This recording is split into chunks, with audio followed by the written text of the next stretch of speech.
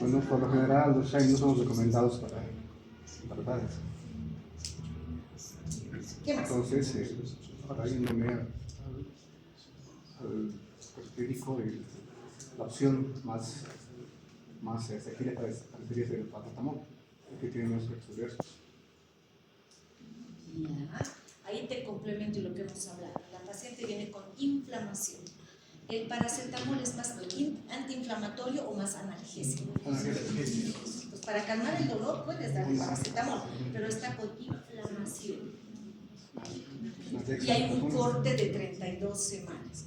Entonces puedes usar dexametasona. La dexametasona es un glucocorticoide que seguramente va a entrar en el caso de la exposición, porque no tienes efectos secundarios como los AINES, están en la categoría B. Incluso en las 34 semanas se hace maduración pulmonar, que ustedes por embriología ya saben, ¿no es cierto? Pero en el inciso C que te di, ¿le das indometacina? No. ¿Por qué? Porque justamente tiene muchos efectos adversos. Algo más puntual de la indometacina. La indometacina se caracteriza porque permite el cierre del conducto. Exactamente. Entonces conduce o produce el cierre del conducto arterioso en efecto. Entonces, por lo tanto, a veces condicionamos de que esta paciente puede usar indometacina incluso vía rectal, porque a veces dicen, no va a tomar vía oral, ¿no es cierto? Porque, bueno, para producir este efecto secundario, pero vía rectal. Y a veces les dejan por 3, 5, 10 días. Aparte de la persistencia del conducto arterioso, ¿qué otra cosa más produce la indometacina en el embarazo?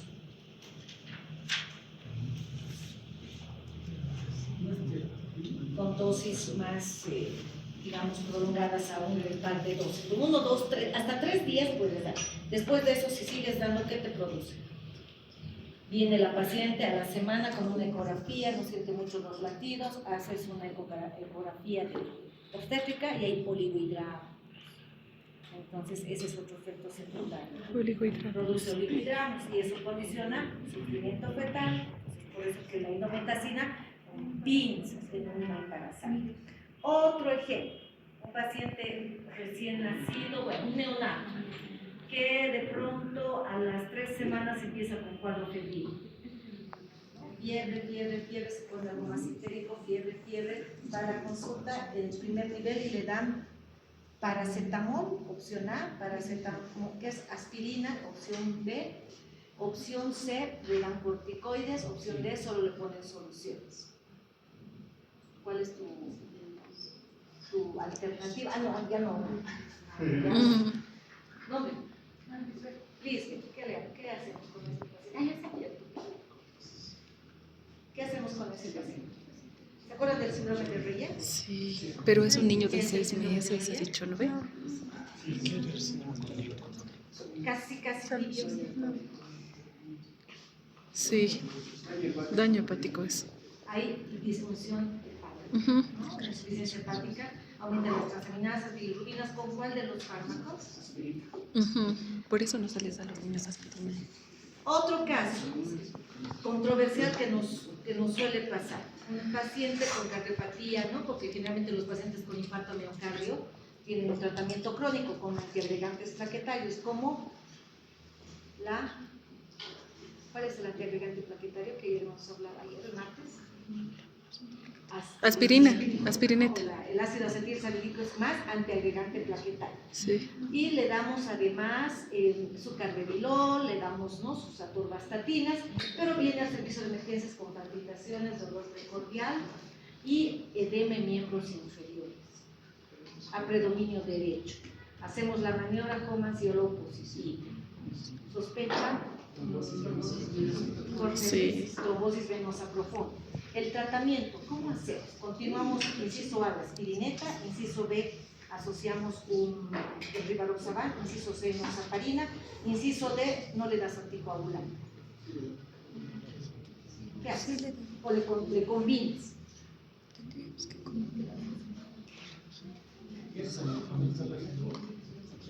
La enoxaparina.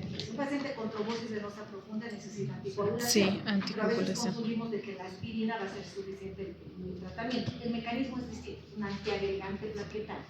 Por lo tanto, este paciente necesita enoxaparina, o heparina de su molecular. Por lo tanto, ya retiro la aspirina.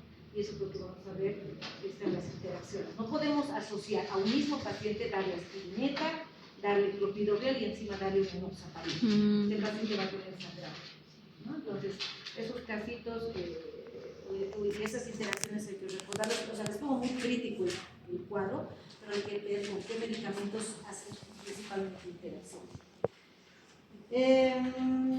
Ahora, veamos entonces un poquito de la historia. Sabemos que en el texto Ullmann y Gilman se ha puesto y ha descrito, ¿no?, que han empezado con el uso de la corteza del sauce y hojas para aliviar la fiebre. Eso lo ha hecho Hipócrates en esa época. ¿Cómo ha avanzado en el tiempo? Porque lo único que nosotros hacemos como médicos es calmar el dolor. O sea, esa es una de las partes más importantes que es nuestra meta a todo nivel de atención. Hagamos la especialidad que hagamos, primero es calmar el dolor. A partir de eso, ya en los años siguientes, el paracetamol ha sido usado ya en 1893 como primera vez, y en los años siguientes Hoffmann ha deseado varias modificaciones en la molécula para que se haga la comercialización. Entonces, tenemos que entender que los AINES como tal los AINES como tal deben tratar inflamación, dolor y fiebre. Secundariamente, que no es su propósito, la hiperglicemia aguda. También tenemos que recordar esto, solamente puntualizar, que inhibe las prostaglandinas sintetasa, la ciclooxigenasa, la famosa COX. La COX-2, como hemos hablado en la clase, es básicamente antipirética, analgésica y antiinflamatoria, en ese orden. Y la aspirineta o el ácido acetilsalicílico es el único inhibidor irreversible de la COX. El resto sí se une y compite con el ácido araquidónico, que vamos a ver más adelante. El paracetamol, que también podemos llamarlo el acetaminofén, es principalmente antipirético, es decir, para la fiebre, y analgésico, no antiinflamatorio. Y eso sí voy a hacer hincapié para el examen. Esa idea se nos tiene que quedar. El paracetamol no se usa como antiinflamatorio, es más analgésico y antipirético. Son selectivos los COX-2, ¿cuáles? El celecoxib y el etoricoxib que tenemos en el medio. Entonces, eso solamente para puntualizar las cosas que vamos a ver en adelante. Tenemos varios derivados, y es una tabla que Ullmann la ha extraído de ahí, varios, como el ácido acetilsalicílico, tenemos el diflunisal, tenemos el famoso paracetamol, que de acuerdo a la composición, un derivado salicilato, obviamente la aspirineta, un derivado paraminofenol es el paracetamol. Eso ya lo tienen ustedes y lo van a revisar con más calma. Un derivado acético, lo que les decía en la embarazada, la indometacina, es el ejemplo que dice ¿no? Etodolaco, tormetina, que no se utiliza. El sulfinaco que hemos hablado hoy en el caso clínico, ¿no?, que ha sido un derivado del ácido acético, que tampoco se utiliza mucho. El representante de ahí es la indometacina. Luego tenemos el famoso diclofenaco y la nabumetona, que esto hay en el mercado, pero ya está fuera de su prescripción, por los efectos que vamos a ver a continuación. En los más representativos, como les decía, nos quedaremos con la aspirineta, la conocida, la indometacina. Este es nombre comercial de afuera, nosotros no tenemos esto, es el endolaco, la tormetina, que no se usa mucho, el famoso ketorolaco que les he mostrado, ¿no?, el ketorol de 30 miligramos sublingual, que todos compran ahora hasta para caspa y melancolía. Diclofenaco, que todos ya conocemos, el famoso ibuprofeno, naproxeno, que hay, pero no se está utilizando por los efectos secundarios, el piroxicam, que vienen asociadas a las tabletas actualmente, y el famoso meloxicam. Entonces, esas son las moléculas más importantes en las que vamos a ver. ¿Y cuál nos faltaba para el tema del examen? Que les decía, más que para el examen, para lo que manejamos, acabo de decirles, nos falta ahí el paracetamol. Entonces, de todos los AINES, esos son los que, en la tablita, perdón, esos son los que tenemos que recordar de preferencia. ¿Ya? Los demás, conocerlos, leerlos en la práctica, sí, pero para nosotros recordar en nuestra actividad médica es estos factores. El mecanismo de acción, que de memoria lo conocemos desde bioquímica, Pero solamente para puntualizar, en la membrana tenemos los fosfolípidos, a partir de la fosfolipasa A2, donde actúan los corticoides, que ahí vamos a hablar en la próxima clase, la teórica, para inhibir la formación del ácido araquidónico. En cambio, los AINES actúan más abajo, inhibiendo la COX-1, COX-2. Y también hay otros AINES duales que inhiben la lipoxigenasa, que tiene que ver con los leucotrienes. Ambas cascadas o ambas vías van a desencadenar o tener el proceso de la inflamación. Sin embargo, nosotros nos tendríamos que centrar en esta parte, especialmente por los prostanoides, prostaglandinas y los tromboxanos, el famoso tromboxano A. Sabemos que las prostaglandinas protegen la mucosa gástrica, mantienen un buen flujo renal y también la función plaquetaria. El mecanismo de acción en otro esquema, como les decía, viene y es importante ver cómo interviene el celecoxib y el heterocoxib, además del meloxicam, sobre la COX-2. Los AINES como tal tienen la capacidad de inhibir a la COX-2. Esto implica la utilidad terapéutica como analgésico, antipirético, antiinflamatorio, las 3 A's.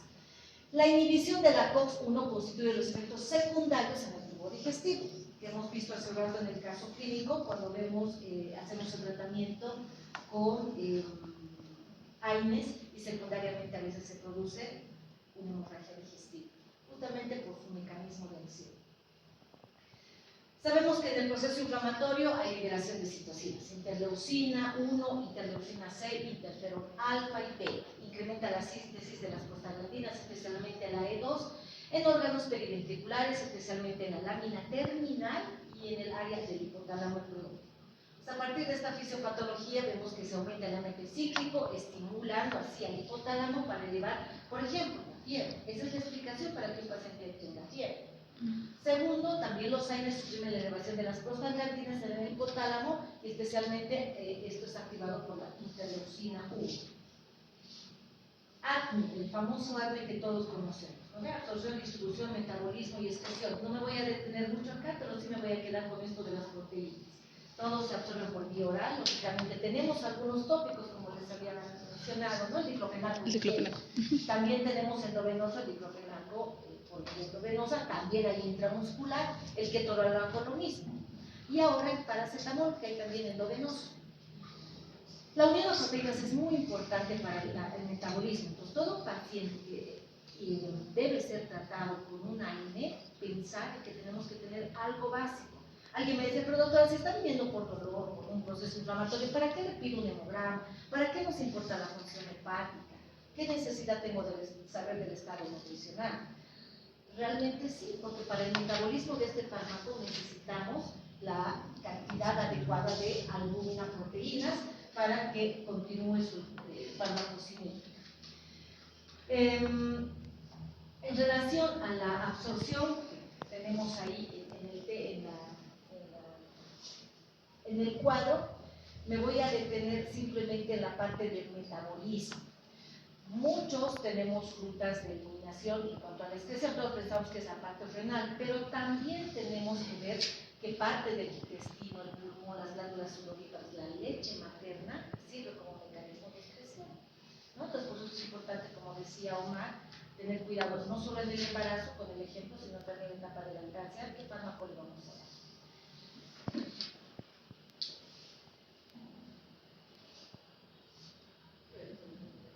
Los efectos adversos de los AINES, esto solamente para puntualizar, tenemos a nivel del gráfico que hemos revisado en el texto, de todos casi los sistemas. Otros fármacos que hemos revisado hasta ahora solamente es en la parte cardiovascular. Por ejemplo, acá cuando hacemos solamente un ejemplo del diclofenaco, tendríamos que ver qué manifestaciones va a tener a todo gastrointestinal, a nivel plaquetario. Va a inhibir la relación plaquetaria, por ejemplo, con la aspirina. A nivel renal puede aumentar la SOEM, de ahí que se recomienda que los pacientes con insuficiencia renal que están en diálisis, a pesar de estar en diálisis, no pueden usar libremente los AINES. No se puede dar la dosis de diclofenaco cada 8 horas por mucho tiempo. Entonces tenemos que usar una COX selectiva. O lo que les decía, el manejo con los, ¿cómo se llama? Con los opioides, cuando necesitamos un tratamiento analgésico. Y antiinflamatorio generalmente es un corticoides, que nos va mejor que un AINE. Entonces es importante ver eso. A nivel cardiovascular nos produce insuficiencia cardíaca, puede producir hipertensión, sí, secundariamente que hay una afectación a nivel renal. Puede haber palpitaciones, lo que les decía, el cierre prematuro del conducto arterioso, que es, ¿con qué fármaco? Gloria. ¿Sí, doctor? ¿Con qué fármaco se cierra el conducto arterioso? Omar, ¿recuerdo? Indomethacina. Eso lo voy a preguntar en el examen. Taquicardia sinusal, por supuesto, que puede producir un accidente cerebrovascular. ¿Cuál sería la razón para el accidente cerebrovascular? ¿Por qué, Luis? Porque un paciente debería ver en sus antecedentes cuando lo estoy tratando, o sea, estoy haciendo la anamnesis, que viene con un ABC, un embolo. ¿Qué relación tendría con los fármacos que recibe, entre ellos AINES? La inhibición de las proteínas, también de las proteínas inhibe la vasoconstricción y vasodilatación, puede ser trombos de más fácil que haya una embolia en la sociedad. Inhibe la agregación plaquetaria. Entonces, estos pacientes son propensos a ser sangrados, no solo digestivos, también están a nivel neurológico cardiovascular. Pueden presentar otros sangrados, equimosis, hematomas. Entonces, es por eso que vasculitis, que es otro de los procesos. A nivel neurológico, ansiedad, se ha descrito en el peso, que hasta el momento no he visto, meningitis acética.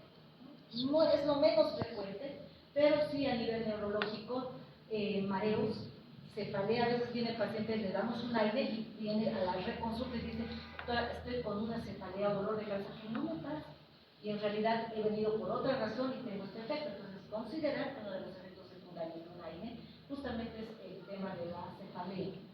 Malestar, parestesias, zumbidos, muy rara vez convulsiones, y eso es cuando nos excedemos en las dosis.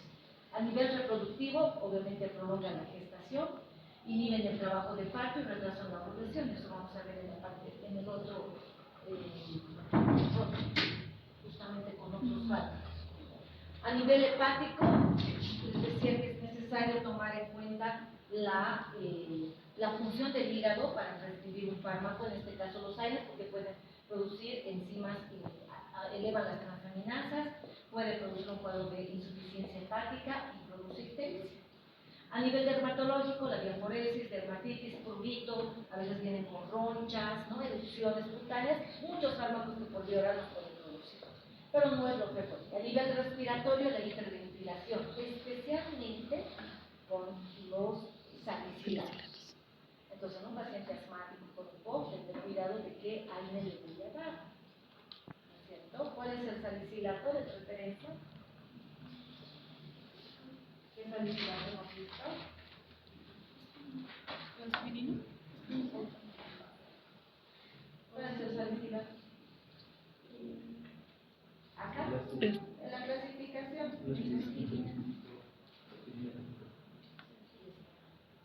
Derivado del ácido de los salicilatos. Entonces, un paciente con EPOC, con asma, no es conveniente, y esta es la explicación, porque no necesito darle una aspirina, no debería darle una aspirina. ¿Cuál hay? Entonces, tendré que buscar otros fármacos para asociar en el tratamiento crónico. Un paciente asmático con una cardiopatía isquémica, buscaré otro fármaco que no sea la aspirina, porque el diclofenac no se utiliza mucho. Ok, entonces, estamos en el mecanismo, como les decía, a nivel digestivo, todo lo que ya hemos revisado. A nivel central, no es raro que les produzca mareos, vértigo, confusión, cefalea, visión doble, pero eso no va a condicionar que obviamente el paciente pueda dejar la medicación, podemos hacer alternativas. A nivel de la hipersensibilidad del fármaco, ¿qué nos produce? Paciente que llega a la consulta, le damos una dosis de AINES o un tratamiento y a los pocos días va a producir hipersensibilidad. ¿Qué se refiere con hipersensibilidad? Puede producir urticaria, picazón, asma, por lo que les había dicho, con el efecto a nivel respiratorio, hipotensión. porque como decía Jorge Luis, produce vasodilatación y empieza a bajar la presión y puede llegar en otros enfermos pero eso es en el menor de los casos por un año. Con el que sí ahora puedo mencionar, no sé si les he dado el metamizol en ampolla, en las otras medidas. Han habido 2 casos que les comentaba en otra teórica, que en un hospital muy conocido de acá se le dio al paciente metamizol y es el fármaco más utilizado en el servicio de emergencia. Incluso cuando va uno a la farmacia, me duele la cabeza, metamizol en vena, metamizol intramuscular. Lamentablemente estas reacciones de hipersensibilidad son tan peligrosas con el metamizol como con la penicilina y pueden producir un shock anafiláctico. ¿Cómo el paciente ingresa a la sala de emergencias? Rubicundo, transpiración, sudoración fría, no se puede palpar el pulso, hipotenso, taquicárdico, casi el pulso así como decimos, ¿no? Piriforme. Si no actuamos a tiempo en ese momento, el paciente produce paro y fallece por solo hecho de recibir un metamizol.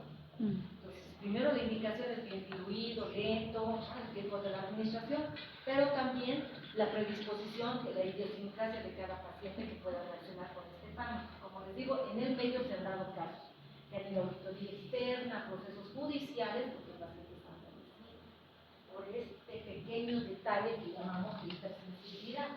Entonces, en esos casos, ya complementando con la siguiente teórica, ¿cuál sería el manejo inicial de este paciente? Lo primero que ustedes saben, ya han visto corticoides, ya han visto AINES, han visto todo lo que es el sistema adrenérgico y betadrenérgico. ¿Qué hace con este paciente en shock anafiláctico? Llega a la emergencia por no sé, una caída, lo primero que podía metamizol hasta que veamos todo, y hace shock anafiláctico. ¿Qué hacen en la emergencia? Primero, Corticoides, sí, ¿no? un corticoide. ¿Qué daño les van a hacer? Algo más fuerte, la hidrocortisona. Hidrocortisona. Inmediatamente con hidro, hasta que pensemos, nos organicemos qué tiene, todo, porque ese paciente tiene shock anafiláctico, como se dice shock, en el transcurso de los minutos o horas puede fallecer. Porque empieza a haber mayor depresión respiratoria, baja flujo cerebral, entra en coma. Entonces, ese caso lo vamos a tal vez poner como ejemplo y en la práctica como glucocorticoides. Efectos adversos tóxicos, vuelvo a decirles, lo que no es relevante sin dolor abdominal, náuseas, diarrea, eso no te mata, pero es necesario conocer, ¿no? La anorexia, erupciones, las úlceras gástricas, como hemos visto en un caso clínico, ¿no? Pacientes con corticoides por largo tiempo no se sorprendan que tienen úlceras y vienen a la emergencia por sangrado digestivo. Puede ser alto o bajo, como hemos visto en el caso. Y también a nivel renal, pues empiezan con nefropatías o glomerulopatías por retención de sal de agua, pacientes edematizados, con menos efecto por los antihipertensivos. Estos pacientes, ya voy a en esto, el paciente viene, ¿no? Digamos, qué sé yo, una osteoartrosis, pacientes con largo tiempo de corticoides, diclofenaco, ibuprofeno, indometacina, naproxeno, por mucho tiempo. Pero resulta que en el tiempo la consulta ya no es por el dolor e inflamación, sino porque empieza a ser más hipertensión que si a los saltar no se controla, edema en miembros inferiores. Salud, palidez. A veces hasta un poquito de anorexia y no lo quiere comer, se le hace la función, crea de 5, crea de 4, mus de 100. Resulta que este paciente ha tenido un daño por los AINES de manera prolongada, por lo tanto un efecto tóxico, digamos, o secundario, que no es de la noche a la mañana, en el tiempo prolongado, no porque le dé un diclofenaco le va a producir un hipertenso, pero sí en los meses del tratamiento llegan ya con edema, los antihipertensivos tengo que sumar 1, 2, 3, cuando ya estoy con 3 antihipertensivos ya paro mis orejas y digo, algo está pasando, no solo es el efecto del fármaco, o no está cumpliendo el paciente, o está haciendo AINES, está tomando alguna medicación para calmar que puede ser un efecto secundario antihipertensivo, entonces tengo que hacer todo el partido. Y también ni los diuréticos a veces me funcionan y empezamos a tener subida de la creatinina, pero también del potasio, empieza a ser hiperpotasemia. Entonces, en este caso es necesario recordar estos efectos a nivel digestivo, a nivel renal y, por supuesto, plaquetario, ¿no? Porque también condiciona que estos pacientes vengan con cualquier dato de hemorragia, puede ser intestinal, vaginal, cerebral, en cualquier momento puede. A nivel cardiovascular ya lo hemos hablado, sistema nervioso central, solamente para repetir o recordar lo que en la tableta nos dice como efectos secundarios. Interacciones. Todo fármaco, de aquí en adelante, desde antibióticos, todos tienen siempre una interacción. Y recordar los más principales. El metotrexato interfiere o interacciona con un aire, sí. Por eso los pacientes con artritis reumatoidea tenemos que tener cuidado porque reciben metotrexato. Va a disminuir su excreción. Y aquí es la lista que dice todos los aires. Todos van a reducir la excreción de metotrexato. Pacientes cardiópatas que vienen con problemas articulares, toman o con cardiopatía rítmica, toman digoxina y van a aumentar la concentración plasmática, ¿no? Entonces, por eso es importante este cuadrito que les decía para que vayamos recordando. Aminoglucósidos. ¿Qué es un aminoglucósido? Un ejemplo. Un antibiótico. Un ejemplo.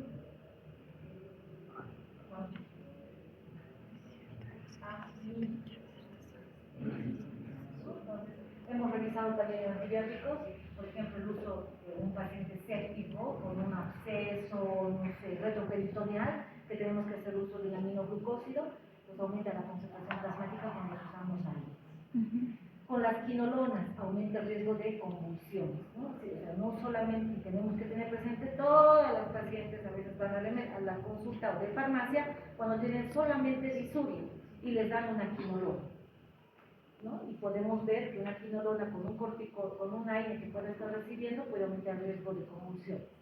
Ya esto es más de uso, digamos, en oncología, ¿no? Las ciclosporinas, tacrolimus, en los pacientes post-trasplante renal, que están con tratamiento prolongado, aumenta la nefrotoxicidad si yo le sumo un aire. Entonces, mucho cuidado con los pacientes renales, hacer el tratamiento con un aire. De preferencia, no se los recomiendo, pero es parte de nuestra idiosincrasia, que lo primero que tenemos en la casa es el propeno, diclofenaco y noventacin. Y los pacientes nefrópatas tienen que tener mucho cuidado con el uso de estos fármacos. Con los antihipertensivos, antagonistas del efecto antihipertensivo, ¿no? Entonces, si un paciente está con los sartán en la mañana y en la noche, en la tarde con amlodipino y viene con un cuadro de una celulitis y necesitamos antiinflamatorios, hay que tener cuidado con su efecto antihipertensivo, puede aumentar las células tensionales. Entonces es necesario monitorizar mientras está en tratamiento con los aires, porque en ese caso de celulitis necesitamos, no podemos, pero podemos duplicar la dosis, podemos combinar un diurético de manera que podamos contrarrestar esta interacción farmacológica, ¿ya? Y los diuréticos aumentan el riesgo de nefrotoxicidad. Entonces, al decir interacciones no significa que no se deba de usar.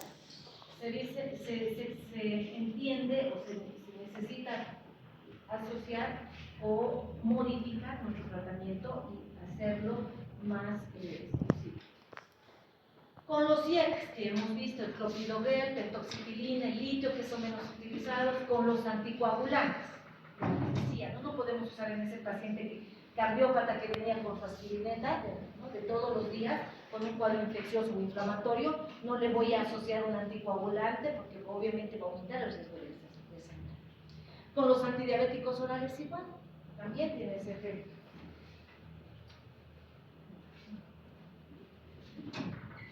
Ok, entonces, esta no es la diapositiva que me has pasado, pero bueno, esto nunca ha pasado.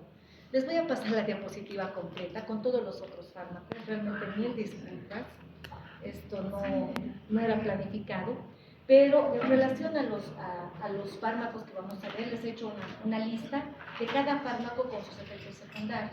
Entonces, en cuanto yo tenga mi internet, les voy a pasar, ¿ya? Mil disculpas, por favor. ¿Hasta aquí tienen alguna pregunta?